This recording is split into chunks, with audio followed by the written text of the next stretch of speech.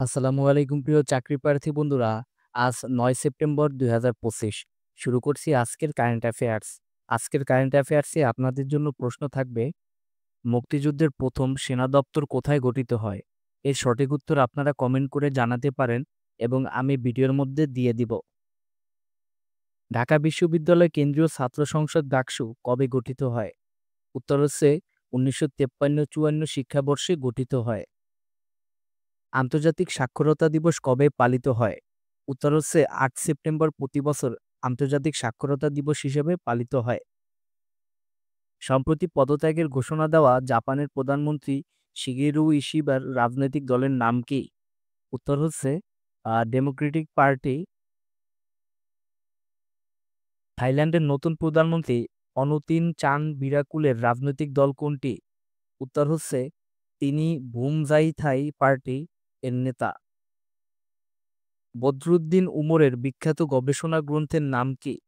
উত্তর হচ্ছে তার বিখ্যাত গ্রন্থ হল পূর্ব বাংলার ভাষা আন্দোলন ও তৎকালীন রাজনীতি। বাংলাদেশ অর্থনৈতিক সমীক্ষা ২০২৪ অনুযায়ী ৭ বছর ও তদূর্ধ্ব বয়সীদের মধ্যে সাক্ষরতার হার কত? উত্তর হচ্ছে ৭৭.৯%। বর্তমানে বাংলাদেশে নিরক্ষরতার হার কত? উত্তর হচ্ছে ২২.১%। মুক্তিযুদ্ধের প্রথম সেনা দপ্তর কোথায় গঠিত হয়? উত্তর হচ্ছে হবিগঞ্জের তেলিয়াপাড়া চা বাগানে ১৯৭১ সালের ৪ এপ্রিল এমএজি ওসমানীর নেতৃত্বে এ গোপন বৈঠক অনুষ্ঠিত হয়। ভিটামিন ই সমৃদ্ধ ধানের নতুন জাতের নাম কি? উত্তর হচ্ছে ব্রি ধান ১১৫।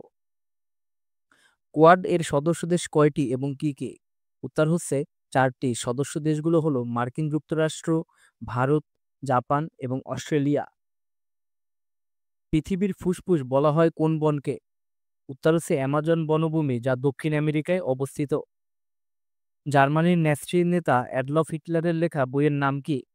উত্তর হচ্ছে মাইন ক্যাম্পফ, যার অর্থ আমার সংগ্রাম। প্রিয় চাকরিপ্রার্থী বন্ধুরা, ভিডিওটি যদি ভালো লাগে অবশ্যই আমাদের ডেইলি শিক্ষা ইউটিউব চ্যানেলকে সাবস্ক্রাইব করবেন। ধন্যবাদ সবাইকে।